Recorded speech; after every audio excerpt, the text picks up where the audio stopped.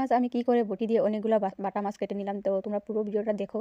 আমি অনেক দিন পরে বাটা মাছ কাটছি, তো আমার মাছ কাটা বটি দিয়ে কীরকম হয়েছে তোমরা কমেন্টে বলো সবাই। আমি কিন্তু মাছ কাটতে এবং পারি, কিন্তু ছোটো মাছগুলো একটু কম পারি, বড় মাছগুলো কাটতে পারি।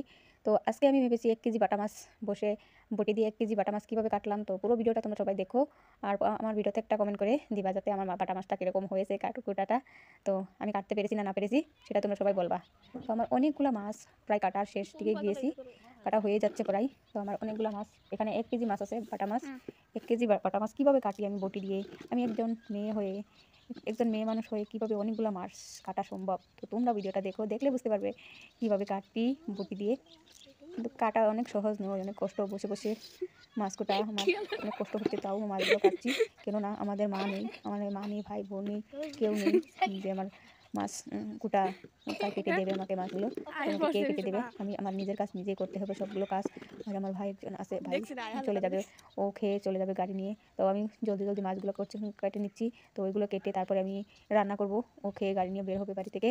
তো তোমরা পুরো ভিডিওটা দেখতে থাকো, আর আমার ভিডিওতে তোমরা সবাই কমেন্ট করো যে আমার ভিডিওটা ভালো হয়েছে না কেমন হয়েছে। তোমার মাছ সবগুলো কোটা কমপ্লিট হয়ে গিয়েছে। এখন আমি মাছগুলো ভালো করে ধুয়ে নিচ্ছি।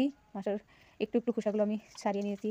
মাছের মধ্যে অল্প নিমখ দিয়েছি, নিমখ দিয়ে ভালো করে হাত দিয়ে ঘষিয়ে ধুয়ে নেব। মাছগুলো ভালো করে পরিষ্কার করে নেব।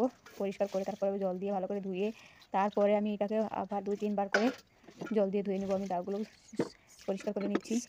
বটিটা দুটো দা দিয়ে কেটেছি, আমার মাসির মেয়ে একটা দিয়ে কাটেছে, আর আমি কেটেছি বটি দিয়ে দুজনে।